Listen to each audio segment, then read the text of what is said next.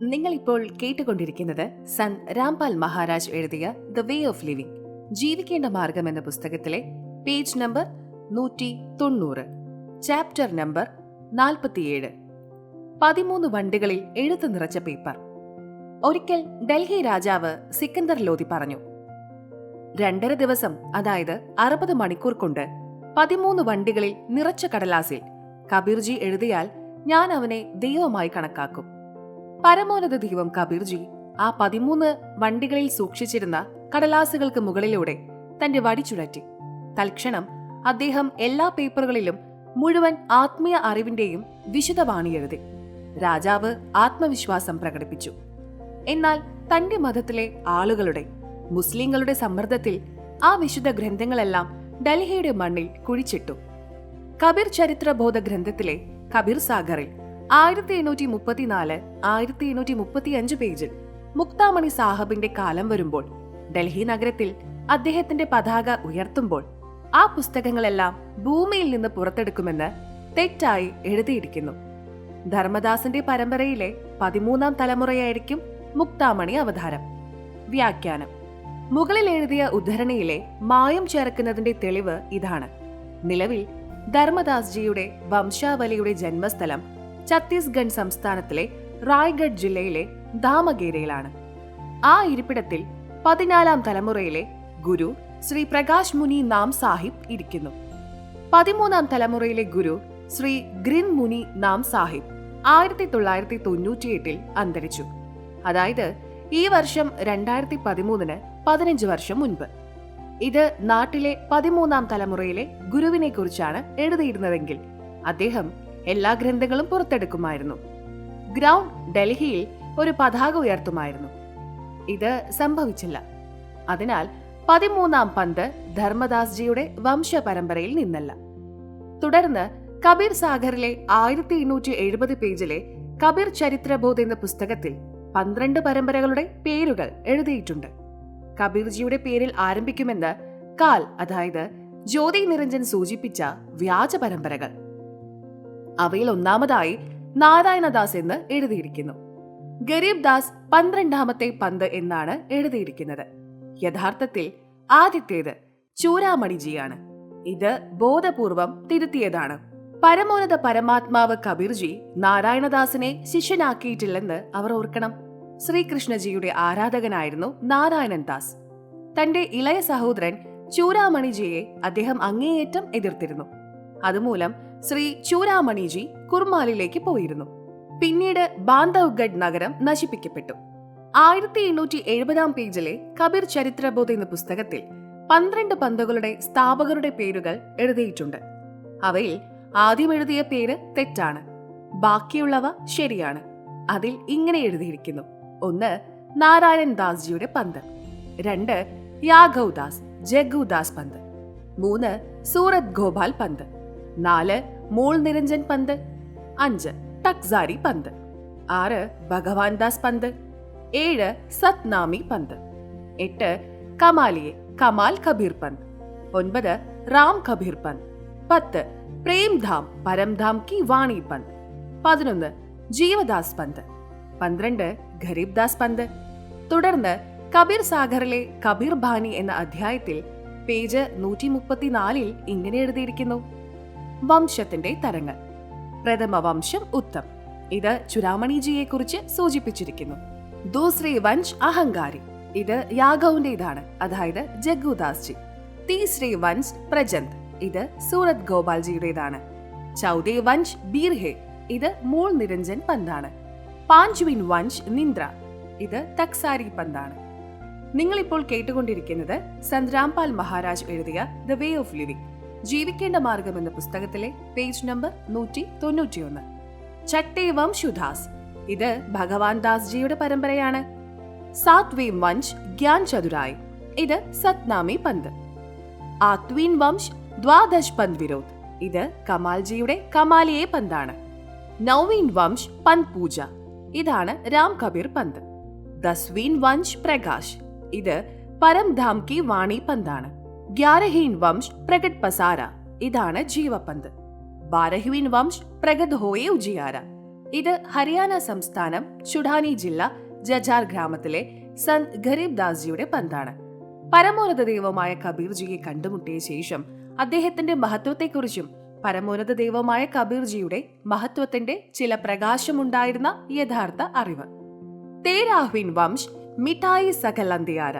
ഇത് 1994 ആരംഭിച്ച യഥാർത്ഥ് അതായത് സത്യ കബീർ പന്താണ്. ഇത് ജ്ഞാൻ ദാസ് അതായത് രാംപാൽ ദാസ് പ്രവർത്തിപ്പിക്കുന്നു.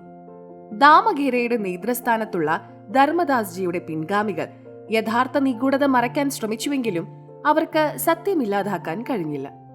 കബീർ സാഗറിൽ കബീർ ഭാനി എന്ന അധ്യായം പേജ് 136 द्वादश पंथ काल फुरमाना, भूले जीव न जाए ठिकाना, ताते आगम कह हम राखा, वंश हमारा चुड़ामणि शाखा, प्रथम जग में जागो भ्रमावे, बिना भेद वह ग्रंथ चुरावे, दूसर सुरती गोपाल होई, अक्षर जो जोग दढ़ावे सोई. വ്യാഖ്യാനം. ഇവിടെ ജാഗുദാസിനെ ആദ്യത്തേതായി പരാമർശിച്ചിട്ടുണ്ട്. അതേസമയം ആദിവംശം ചുരാമണിയാണെന്നാണ് വാണി വ്യക്തമാക്കുന്നത്. രണ്ടാമത്തേത് ജഗുദാസ് ആണ്. ഇതേ തെളിവ് കബീർ ചരിത്ര ബോധ് പേജ് 1870 രണ്ടാമത്തേത് ജാഗുദാസ്. സ്വസം വേദ് ബോധ് പേജ് 155 1499 എന്ന അധ്യായത്തിൽ പോലും ജാഗുവിനെ രണ്ടാമതായി എഴുതിയിരിക്കുന്നു.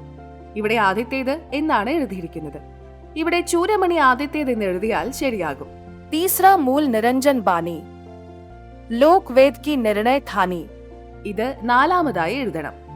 चौथे पंथ टकसार, टकसारी, भेद लो आवे, नीर पवन को संधि बतावे. ഇത് അഞ്ചാമതായി എഴുതണം. पांचवा पंथ बीज को लेखा, लोक प्रलोक कहे हमें देखा. ഇത് ഭഗവാൻ ദാസിന്റെ പന്താണ്. ആറാമത്തത് എന്ന് എഴുതണം. छठा पंथ सत्यनामी प्रकाशा, घट के माही मार्ग निवासा. ഇത് ഏഴാമതായി എഴുതണം.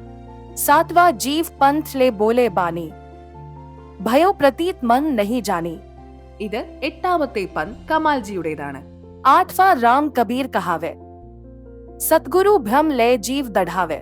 യഥാർത്ഥത്തിൽ ഇത് ഒൻപതാം പന്താണ്. नौमे ज्ञान की कला दिखावे, भई प्रतीत जीव सुख पावे. യഥാർത്ഥത്തിൽ ഇത് 11ാമത്തെ ജീവപന്താണ്. ഇവിടെ 9ാമതെന്ന് തെറ്റായി എഴുതിയിരിക്കുന്നു. दसवें भेद परम धाम की बानी, साख हमारी निर्णय ठानी. ഇത് ശരിയാണ്. എന്നാൽ 11ാമത്തേത് എഴുതിയിട്ടില്ല. ചുരമണിയെ ആദ്യത്തേതായി കണക്കാക്കിയാൽ ശരിയായൊരു പരമ്പര രൂപം കൊള്ളുന്നു. യഥാർത്ഥത്തിൽ ആദ്യത്തേത് ചുരമണിജിയാണ്. അതിനുശേഷം 12ാം പന്തിന്റെ വിവരണം ആരംഭിക്കുന്നു. ഗരീബ് ദാസ്ജിയുടെ പന്ത്. ഇത് സൂചനയാണ്. സന്ത് ഗരീബ് ദാസ്ജി ജനിച്ചത് 1774 വിക്രമി സംവത്തിലാണ്. 1774 ഇവിടെ 1775 അബദ്ധത്തിൽ എഴുതിയിരിക്കുന്നു. ഇത് തെറ്റായൊരു അച്ചടിയാണ്. നിങ്ങളിപ്പോൾ കേട്ടുകൊണ്ടിരിക്കുന്നത് സന്ത് രാംപാൽ മഹാരാജ് എഴുതിയ ദ വേ ഓഫ് ലിവിംഗ് ജീവിക്കേണ്ട മാർഗം എന്ന പുസ്തകത്തിലെ പേജ് നമ്പർ 192. संवत 1775 1775 हुई, ता दिन प्रेम प्रगटे जग सोई, आज्ञा रहे ब्रह्मा बोध लावे, कोली चमार सबके घर खावे, साखी हमारी ले जीव समझावे, असंख्य जन ठौर नहीं पावे, 12वें पंथ प्रगट होवे बानी, शब्द हमारे की निर्णय ठानी, अस्थिर घर का मर्म नहीं पावे, ये बार 12 पंथ हमी कबीर जी को ध्यावे, 12 पंथ हम ही कबीर जी ही चली आवे, सब पंथ मिटा एक ही पंथ चलावे, प्रथम चरण कलयुग निर्याना निर्वाण, तब मगहर मांडो मैदाना. അർത്ഥം. ഇവിടെ സന്ത് ഗരീബ് ദാസ്ജിയുടെ 12ാമത്തെ പന്ത് വ്യക്തമാണ്. കാരണം പരമോന്നത ദൈവം കബീർജി സന്ത് ഗരീബ് ദാസ്ജിയെ കണ്ടുമുട്ടി. അദ്ദേഹം തന്റെ ജ്ഞാനയോഗം തുറന്നു. അപ്പോൾ സന്ത് ഗരീബ് ദാസ്ജി പരമോന്നത ദൈവമായ കബീർജിയുടെ മഹത്വത്തെക്കുറിച്ചുള്ള വാണികൾ പറഞ്ഞു. അതിപ്പോൾ ഒരു വിശുദ്ധ ഗ്രന്ഥത്തിന്റെ രൂപത്തിൽ അച്ചടിച്ചു. നാം ചിന്തിക്കേണ്ടിയിരിക്കുന്നു. സന്ത് ഗരീബ് ദാസ്ജിയുടെ പന്ത് വരെ 12 പന്തുകൾ ഇതിനകം പ്രചരിപ്പിച്ചിട്ടുണ്ട്. ഇതിലും എഴുതിയിരിക്കുന്നു, എന്റെ മഹത്വത്തിന്റെ ശ്ലോകങ്ങൾ, ഗീതങ്ങൾ, ചതുർഭുജങ്ങൾ സന്ത് ഗരീബ് ദാസ്ജി എഴുതിയിട്ടുണ്ടെങ്കിലും 12ാം പന്തിന്റെ അനുയായികൾ അവരുടെ ബുദ്ധിക്കനുസരിച്ച് സംസാരത്തെ വ്യാഖ്യാനിക്കും.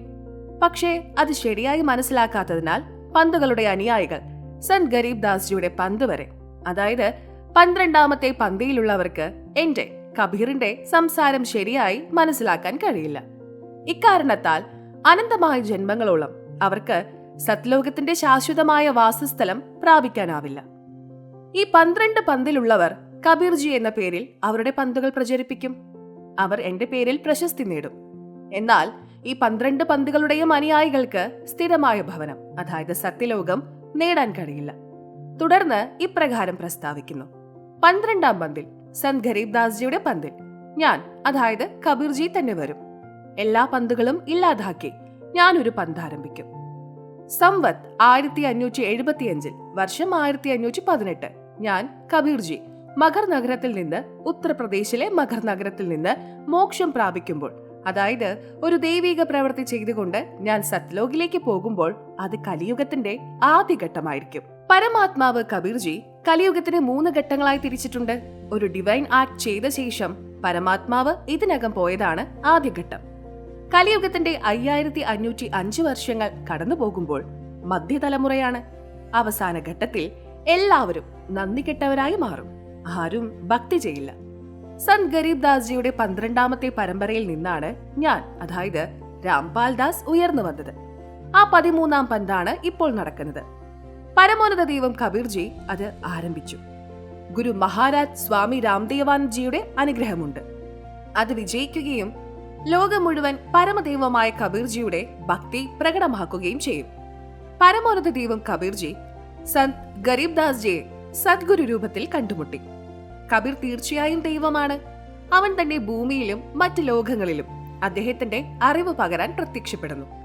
നിങ്ങൾ ഇപ്പോൾ കേട്ടുകൊണ്ടിരിക്കുന്നത് സന്ത് രാംപാൽ മഹാരാജ് എഴുതിയ ദ വേ ഓഫ് ലിവിംഗ്, ജീവിക്കേണ്ട മാർഗം എന്ന പുസ്തകത്തിലെ പേജ് നമ്പർ 193.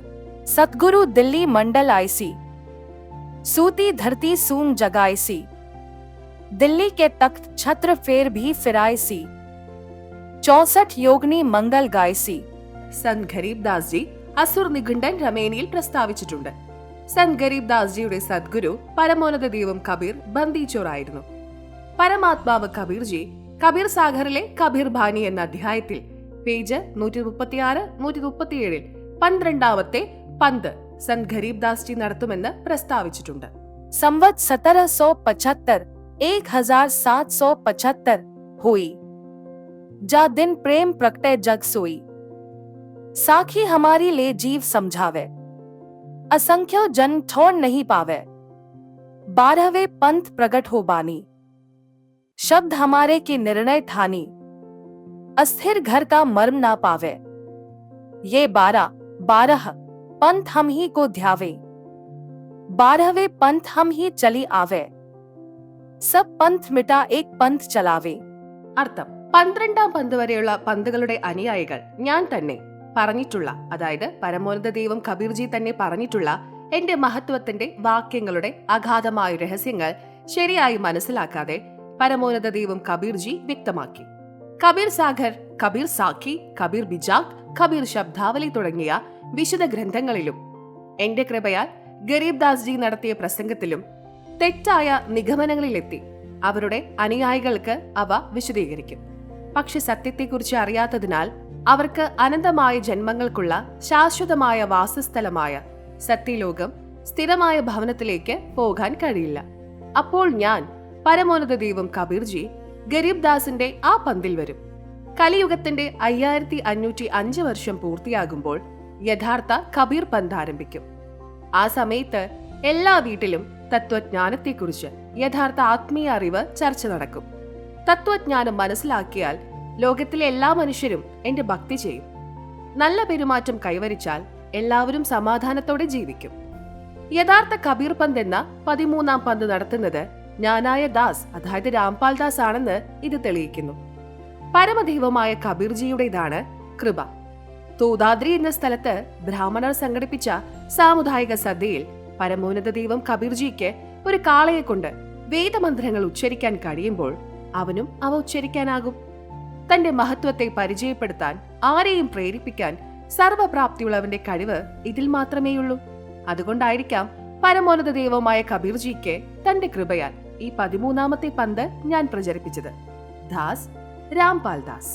നിങ്ങൾ ഇപ്പോൾ കേട്ടുകൊണ്ടിരിക്കുന്നത് സന്ത് രാംപാൽ മഹാരാജ് എഴുതിയ ദ വേ ഓഫ് ലിവിംഗ്, ജീവിക്കേണ്ട മാർഗം എന്ന പുസ്തകത്തിലെ പേജ് നമ്പർ 193, ചാപ്റ്റർ നമ്പർ 48.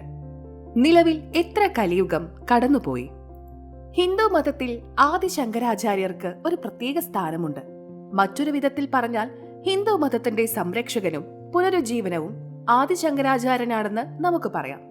അദ്ദേഹത്തിന് ശേഷം അദ്ദേഹത്തിന്റെ ശിഷ്യന്മാർ നടത്തിയ പ്രചരണത്തിന്റെ ഫലമായി ഹിന്ദു ദൈവങ്ങളെ ആരാധിക്കുന്ന ഒരു വിപ്ലവം ഉണ്ടായിട്ടുണ്ട്. അദ്ദേഹത്തിന്റെ ആരാധനാമൂർത്തി ദൈവം ശ്രീ ശങ്കറാണ്. അദ്ദേഹത്തിന്റെ ആരാധ്യയായ ദേവി പാർവതിയാണ്. ഇവരോടൊപ്പം അവർ ശ്രീ വിഷ്ണുജിയെയും മറ്റു ദൈവങ്ങളെയും ആരാധിക്കുന്നു. പ്രത്യേകിച്ച് പഞ്ചദേവ പൂജ എന്ന ഒരു നിയമമുണ്ട്. 1 ശ്രീ ബ്രഹ്മാജി, 2 ശ്രീ വിഷ്ണുജി, 3 ശ്രീ ശങ്കർജി, 4 മുനി ശ്രീ പരാസർജി, 5 ശ്രീകൃഷ്ണ ദ്വൈഭായൻ എന്ന ശ്രീ വേദവ്യാസ്ജി ബഹുമാന്യരാണ്. യേശുവിന് 508 വർഷം മുൻപാണ് ആദി ശങ്കരാചാര്യ ജനിച്ചതെന്ന് ജീവനി ആദി ശങ്കരാചാര്യ എന്ന ഗ്രന്ഥത്തിൽ എഴുതിയിട്ടുണ്ട്. പിന്നെ ഹിമാലയ തീർത്ഥം എന്ന ഗ്രന്ഥത്തിൽ ആദി ശങ്കരാചാര്യരുടെ ജനനത്തിന് മുൻപുള്ള ഒരു പ്രവചനമുണ്ട്. നിങ്ങളിപ്പോൾ കേട്ടുകൊണ്ടിരിക്കുന്നത് സന്ത് രാംപാൽ മഹാരാജ് എഴുതിയ ദ വേ ഓഫ് ലിവിംഗ്, ജീവിക്കേണ്ട മാർഗം എന്ന പുസ്തകത്തിലെ പേജ് നമ്പർ 194. കലിയുഗത്തിന്റെ 3000 വർഷങ്ങൾക്ക് ശേഷമാണ് ആദി ശങ്കരാചാര്യൻ ജനിക്കുന്നത് എന്ന് അതിൽ പരാമർശിച്ചിട്ടുണ്ട്. ഇനി നമുക്ക് ഒരു ഗണിതശാസ്ത്ര കണക്കോടെ അന്വേഷിക്കാം. നിലവിൽ, അതായത് 2012 എത്ര കലിയുഗം കടന്നുപോയി. യേശുവിന്റെ ജനനത്തിന് 508 വർഷം മുൻപാണ് ആദി ശങ്കരാചാര്യ ജനിച്ചത്. യേശുവിന്റെ ജനനം മുതൽ = 2012 വർഷം. ശങ്കരാചാര്യജി ജനിച്ചിട്ട് എത്ര വർഷം കഴിഞ്ഞു? അതായത് 2012 + 508 = 2520 വർഷം. കാലക്രമത്തിൽ കണക്കാക്കിയാൽ ശങ്കരാചാര്യർ ജനിച്ചു. കലിയുഗത്തിന്റെ 3000 വർഷങ്ങൾ കഴിഞ്ഞു. 2012 ശങ്കരാചാര്യർ ജനനം കഴിഞ്ഞിട്ട് എത്ര വർഷമായി? 2012 + 508 = 2520 വർഷം. കലിയുഗം എത്ര വർഷം കടന്നുപോയി? അതായത് 3000 + 2520 = 5520 വർഷം. കലിയുഗത്തിന്റെ 5505 വർഷം പൂർത്തിയായത് ഏത് വർഷത്തിലാണ് എന്ന് നമുക്ക് നോക്കാം. 5520 - 5505 = 2012, അതായത് 15 വർഷം മുൻപ്. 2012 - 15 = 1997. 1997 കലിയുഗിന്റെ 5500 വർഷം പൂർത്തിയായി.